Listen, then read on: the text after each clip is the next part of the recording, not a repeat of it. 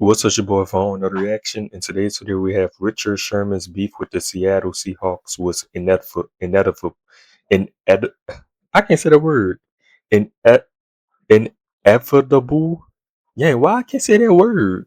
I said that word before. Inevitable. Inevitable. Like the fuck? Well, I can't say that word. Rockers, well, I done said that word multiple times. Inevitable. Let me stop. Felt like a fairy tale story that not Inevitable. even the NFL script writers could have cooked up. A fifth round pick who rose to become the face of one of the Bruh, a fifth round pick game. What round you get picked, that shit don't matter.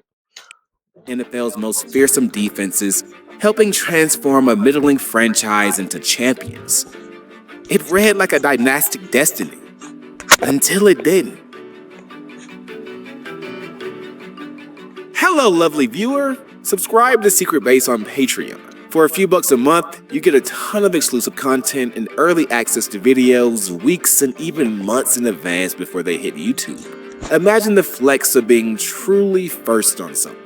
Anyways, let's get back to it. Sherman was known just as much for his mouth as for his play. At his peak, he was one of the league's premier corners and often tried to remind you of it. That brash, unapologetically in-your-face, often combustible attitude got him caught up with multiple people. So no, at Celtics Lover 33, before you ask, this is not a re-upload. I appreciate the loyal viewership and concern, it's just that Sherm really enjoys a nice cut of beef. Including, if you read the title, having smoke with his own team. So, how did we get here? Yeah, because didn't bro, he left for the 49ers, right? Or he got cut? I don't remember. Sherm has always been who he is. He just got a bit overshadowed in college. He started his early years at Stanford University as a receiver before requesting a switch to defense, a That boy went to Stanford. move that ignited a rift with his head coach Jim Harbaugh, but Oh, what the hell? ultimately Them paid niggas have been on so many colleges, NFL. Well, that's Jim. Jim coached a lot of colleges, Michigan and shit like that. off as he spent 2 successful years for the Cardinal at DB. Successful, as in Sherm both played well and managed not to get suspended like in his sophomore year when he was caught on the sidelines going off on his teammates. Following his senior season, Sherman Yeah, that boy got that what's that body, that ring camera footage too, where that nigga was going off. He was at the front door of one of his exes or some shit, baby mama or something. declared for the 2011 draft, where he ultimately slipped to the 5th round, which he blamed on Harbaugh. His former coach hated That what the fuck? on him for show, but scouts weren't necessarily that high. You blame it on Jim Harbaugh, nigga. You got attitude problems. You got character issues. A lot of niggas won't deal with that. On his game either. If anything, the draft slide only added to the Seattle Space Needle-sized chip on his shoulder that defined his early NFL years. But Seahawks, that was a steal. Just like how y'all got Nick Rory in the second round, that was a steal too. That nigga should never dropped that far. Pete Carroll saw his potential from the jump. He once recruited Sherman out of high school during his tenure as head coach at USC. Damn, he tried to recruit Sherman out of high school. Damn, crazy. And now, leading the Seahawks, had personally scouted Sherman at the Combine. The familiarity paid off.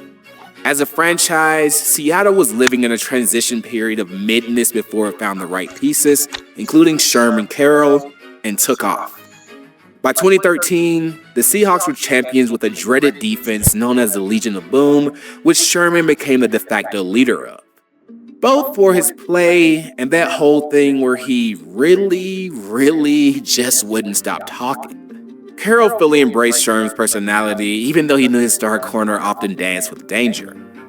So, where's the beef? Sounds like a fiery guy finally found the right place and coach to foster that energy. Well, some fires ultimately can't be contained. During a 2014 minicamp session, 5 months after lifting the Lombardi, Sherman picked off Russell Wilson and added a little extra flair at the end. It wasn't unusual. Russell Wilson added a What? Bro, I don't remember this shit. This was at practice? Because he said he picked off Russell Wilson. Can't be contained. During a 2014 minicamp session, 5 months after lifting the Lombardi, Sherman picked off Russell Wilson and added a little extra flair at the end. It wasn't unusual for Sherman to play in practice with a game-like intensity. That nigga told his own QB, you fucking suck. Because he threw a pick. I mean, the dude instigated a fight a few plays before telling the franchise QB, "You fucking suck." However, the latter specifically struck a chord. Carroll later held a series of team meetings reminding his squad to uplift each other, a message that sounded like rah-rah bullshit to Sherm, since he believed no one on the team should be safe from criticism. It's important to note that incident wasn't reported until years later in 2017 and stayed behind-the-scenes drama, because during the 2014 season itself, Seattle looked like a dynasty-bound franchise on the verge of repeating. Then...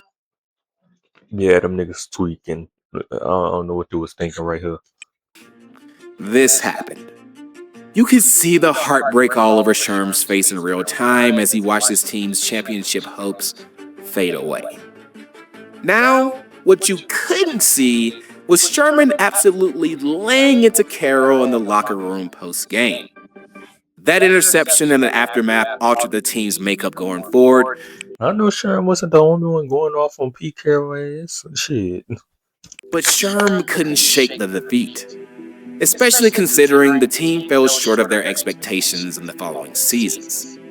While Seattle was able to mostly keep things in-house, the real trouble came in 2016.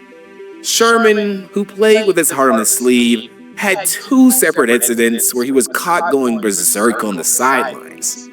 In Week 6 versus the Atlanta Falcons, Sherman exploded and threw his helmet toward the bench after the Seahawks gave up a big play for a touchdown. He tried to unleash his rage on defensive coordinator. You know what's crazy is because Sherman seemed like such a good guy now, but then it was a menace when he was playing. Richard, before teammates ultimately intervened. Sherman's post-game explanation, saying it was a simple miscommunication, didn't erase the optics of a veteran clearly losing his cool and being a real Debbie Downer even though his team got the W. Then in Week 15, Sherman found a new target in Carroll and offensive coordinator Darrell Bevell, having to be held back, reacting in disgust to the Seahawks' decision to throw the ball at the 1-yard line. The pass didn't even result in a turnover, and Seattle walked away with a win in that matchup as well. But post-game, Sherman poured salt in old wounds and referenced Russell Wilson's famed Super Bowl interception. Carroll later said he held a productive meeting with Sherman where his Super Bowl. I'm upset about us throwing from the 1. Yeah, I was letting Carroll know we've already seen how that goes. I'm sure you guys have seen that play enough times. But gang, that was the pass. It already happened. What the fuck you was bringing that up for?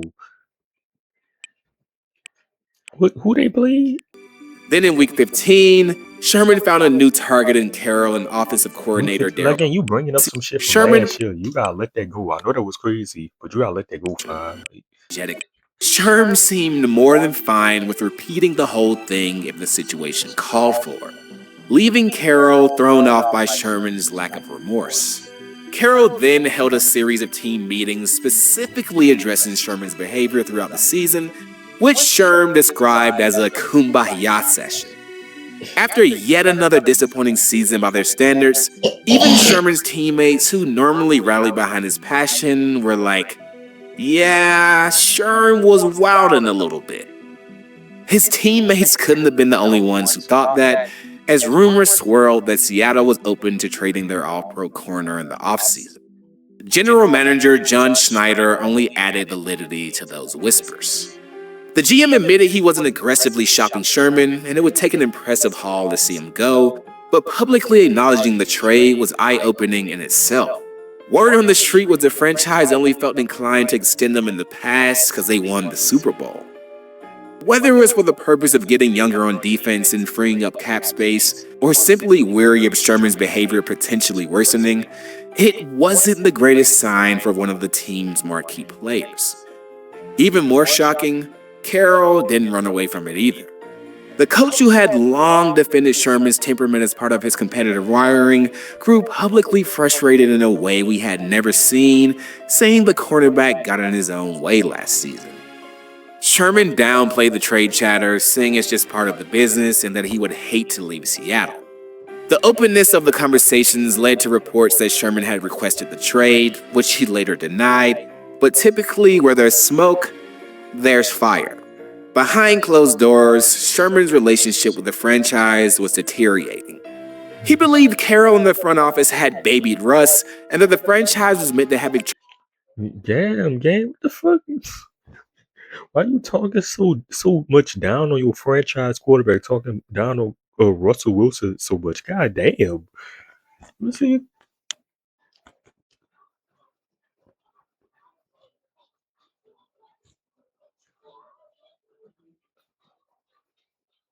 Like, damn, you put that up. You gonna put the responsibility. You gonna blame Russ and Carroll for the reason why they ain't winning more Super Bowls? Like, what the fuck? trophy case filled with titles, placing blame solely on the coach and the QB.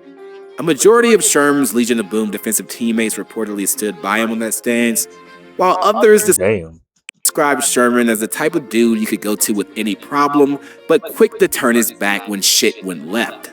Ultimately, Seattle never dealt Sherman, and as the team headed into training camp for the 2017 season, when asked about the whole ordeal, Sherman seemed nonchalant. Just talks they have every year, and you media folk finally heard about it.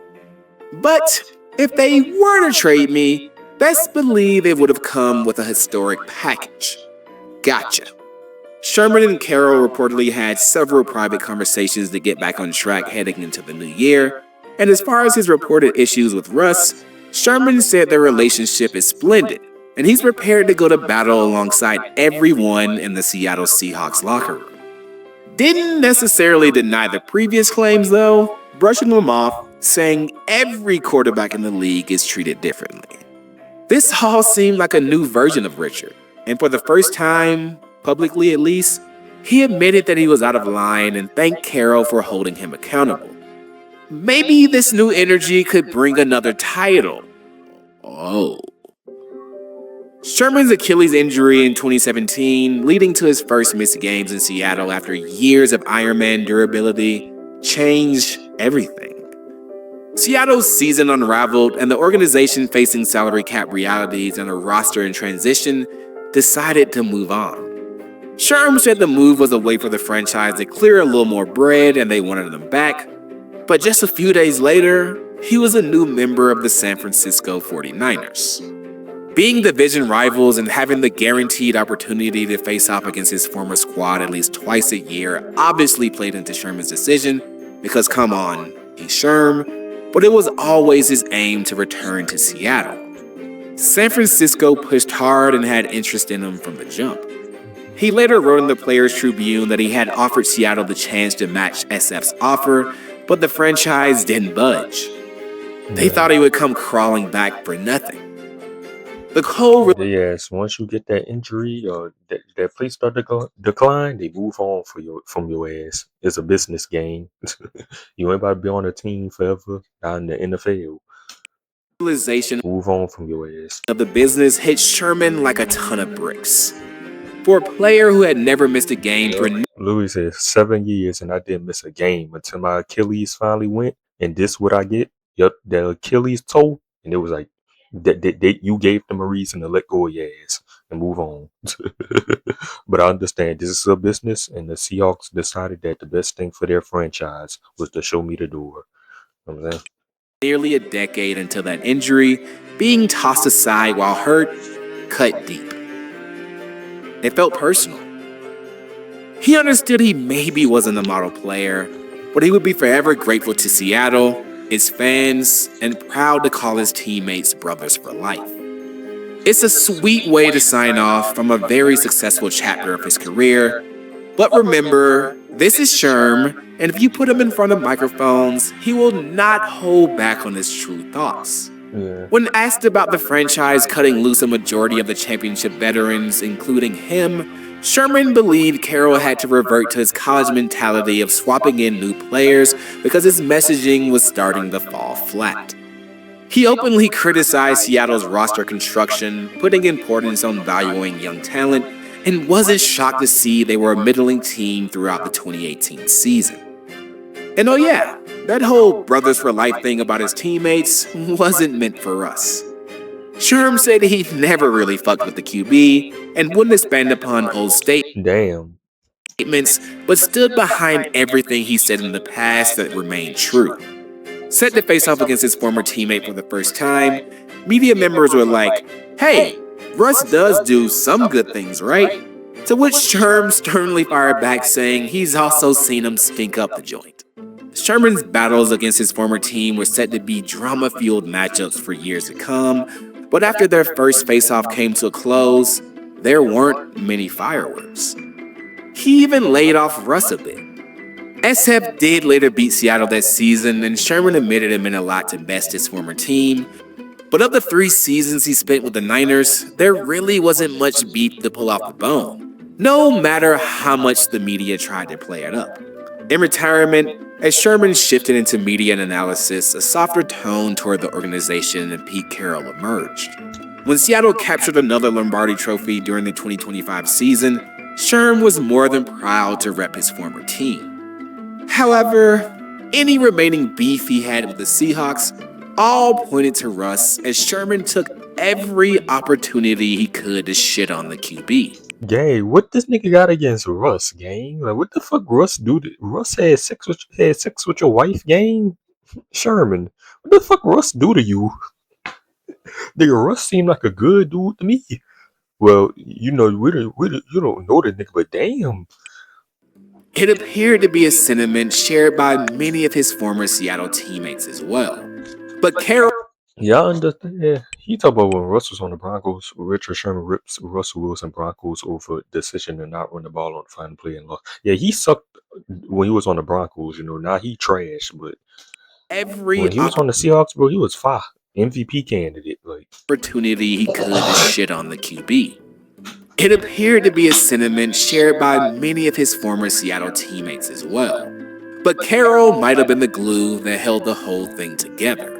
When Carroll stepped down as coach of the Seahawks in 2023, Sherman spoke warmly of his former coach, crediting him with much of his development. In a surprise turn, Sherman and Russ reconciled at a party for Carroll attended by members of the 2013 title team. Although Sherman later dissed Russ again, minimizing his career yay, this nigga Two-Face. What the fuck? accomplishments, but let's just focus on the love, okay? However, it doesn't fully erase the middle years. The locker room division, sideline blowups, trade rumors, feeling of betrayal, public jabs, aka a shit ton of beef. Yeah, make sure I comment, subscribe, and my deuces. I don't know what the fuck Russell Wilson did to this nigga Richard Sherman. What the fuck you do, Russ? What the hell?